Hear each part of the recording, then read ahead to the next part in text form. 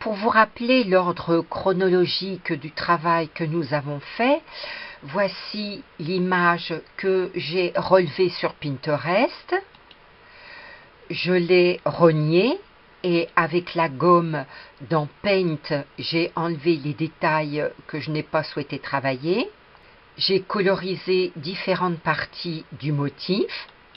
Voici maintenant l'image de deux parties du motif. À gauche, vous avez une partie de l'image colorisée. Donc ici, ce sont des pixels, alors qu'à droite, vous avez l'image d'une partie des points de broderie.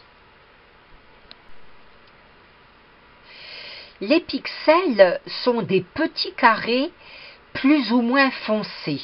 Vous en avez ici qui sont gris clair, gris foncé et noir.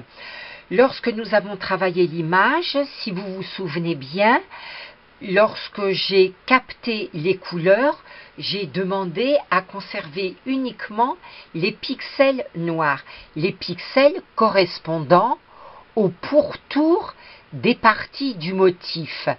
En pourtour, nous avons le tour donc de la tête, nous avons également le tour de l'œil, de la pupille, le tour des cils. Vous voyez ici à droite qu'une fois que les pixels ont été transformés en points, ces pourtours sont plus ou moins épais. Vous voyez que ce pourtour ici n'est pas une ligne continue droite, c'est un ensemble de points, qu'ici l'épaisseur n'est pas très importante. Enfin, ici, vous voyez que nous avons une superposition de points correspondant ici aux pixels et vous pouvez constater que cette épaisseur est plus importante que celle-ci, que celle-ci, que celle-ci. À l'œil nu, on devine aisément que le logiciel a transformé une épaisseur de pixels et non pas une ligne de pixels collés les uns aux autres. D'ailleurs, nous allons vérifier ce fait. Je vais dézoomer. J'ai sélectionné la couleur noire du motif et lorsque je clique sur forme, vous voyez que c'est la miniature correspondant au point de recouvrement, au point de broderie, point de remplissage qui s'est ouverte et non pas ici la miniature du tracé. J'ai zoomé, je resélectionne la couleur noire et si je clique droit sur la souris, je vais sélectionner ici effacer. Vous voyez que la couleur noire a disparu, qu'il y a des parties qui sont évidées. Par contre, ici, nous pouvons voir un objet noir qui n'a pas disparu. Je vais revenir en arrière pour faire réapparaître la couleur. Et si je sélectionne cette portion, vous voyez qu'elle est délimitée par des carrés noirs. Eh bien, c'est tout simplement parce qu'il y a une interruption de points entre cette partie-ci et cette partie-là. Vous voyez que l'œil a disparu. Il a disparu parce que le point de remplissage était accolé au contour de l'œil, le contour de l'œil étant lui-même accolé aux cils et les cils étant eux-mêmes accolés au pourtour. Il s'agit maintenant de donner un contour à notre poussin. Si je sélectionne la couleur jaune et que je vais cliquer en haut dans Forme, je peux cliquer sur la petite icône du tracé et choisir par exemple le contour piqué dans la couleur noire. Mais vous voyez que le contour non seulement ne couvre pas la totalité de la tête, mais en plus de cela, les cils ne ressortent pas. Si je sélectionne cette partie et que je vais chercher le contour piqué noir,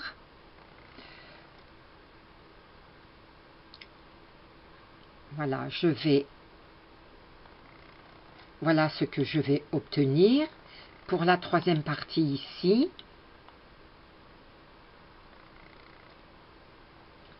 voilà ce que je vais obtenir. J'aurai toujours ici des parties évidées. Donc le tracé en contour piqué n'est pas adapté.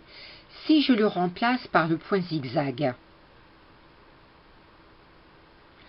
celui-ci pourrait éventuellement faire l'affaire si je réduisais dans les caractéristiques de broderie la largeur du zigzag. Si je la mets à 1 mm,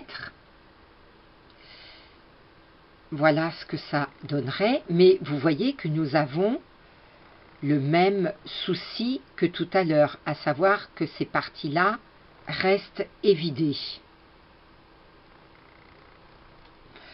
Le motif n'est pas plus joli. Si je choisis maintenant un triple point, nous aurons toujours le même souci, à savoir que nous n'aurons pas le tracé des cils. Je vais donc resélectionner la couleur noire. Je vais ici cliquer sur non cousu.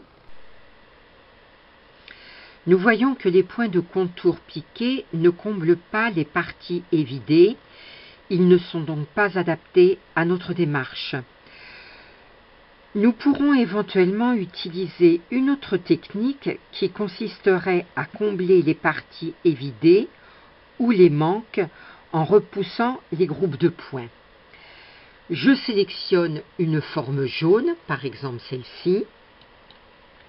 Je clique en haut sur la petite icône outils angle. Des petits carrés blancs apparaissent. Je tire sur ces carrés blancs qui correspondent à des groupes de points. Je fais cela pour les trois parties, donc la tête et ces petits rectangles.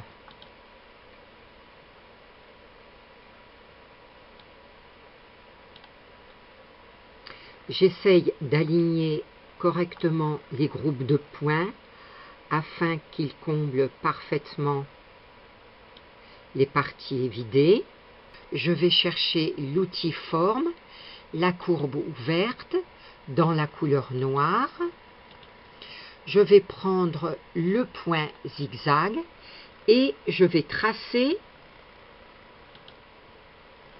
le cil.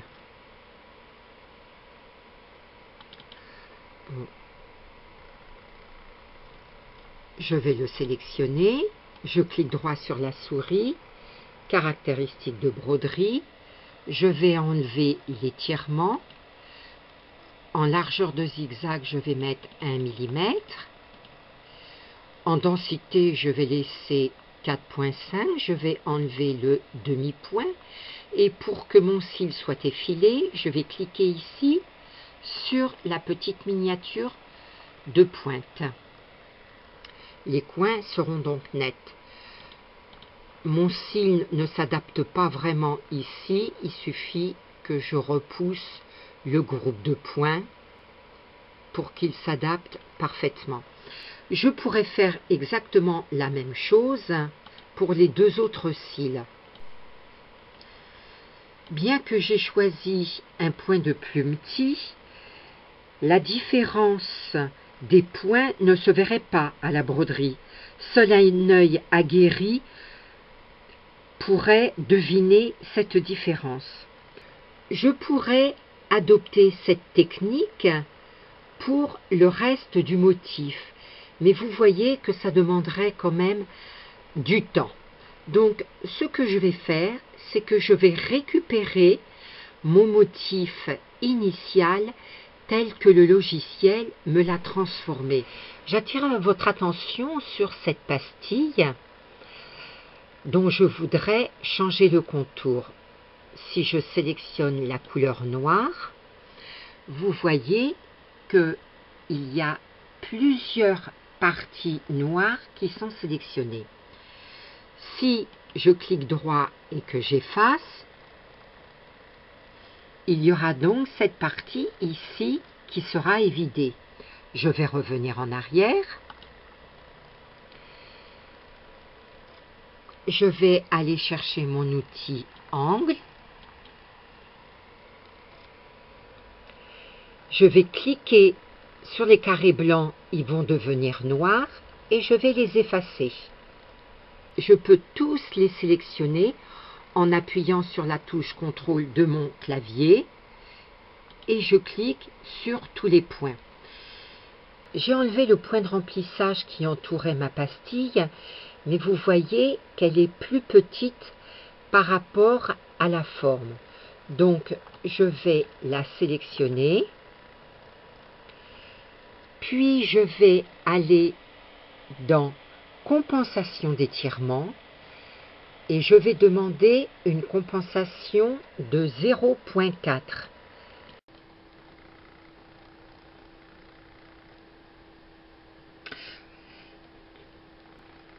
La compensation d'étirement a permis au point de s'étirer et de cette façon, la pastille couvre la partie qui était évidée. Maintenant, je vais mettre un pourtour.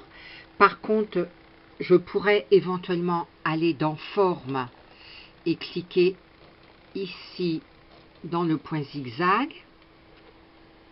Voilà. Je craignais que le contour se superpose ici à la bordure de la tête. Ce n'est pas le cas. Ici, je vais aller chercher mon outil Forme ouverte, courbe en point zigzag noir avec pour largeur 1 mm et je vais tracer le contour de cette demi-pastille. Je double-clique pour fermer. Je vais également sélectionner la pastille, mettre une compensation d'étirement de façon à couvrir un petit peu mieux, ce qui évite dans les broderies d'avoir ce décalage entre le point de pourtour et les formes remplies. Voilà, je vais terminer mon motif, je vais le broder et je vous retrouve. J'utilise essentiellement la piqûre automatique pour la rapidité de transformation des pixels en point de broderie. Toutes les explications et les manœuvres que je vous ai montrées dans les vidéos précédentes concernant cette application peuvent vous sembler longues, difficiles, peut-être même rébarbatives. Mais avec un bon entraînement et beaucoup de pratique, vous verrez que vous l'utiliserez plus souvent pour créer vos propres fichiers de broderie. Rappelez-vous que le logiciel travaille à sa guise et que vous devrez reprendre tous les paramètres de broderie.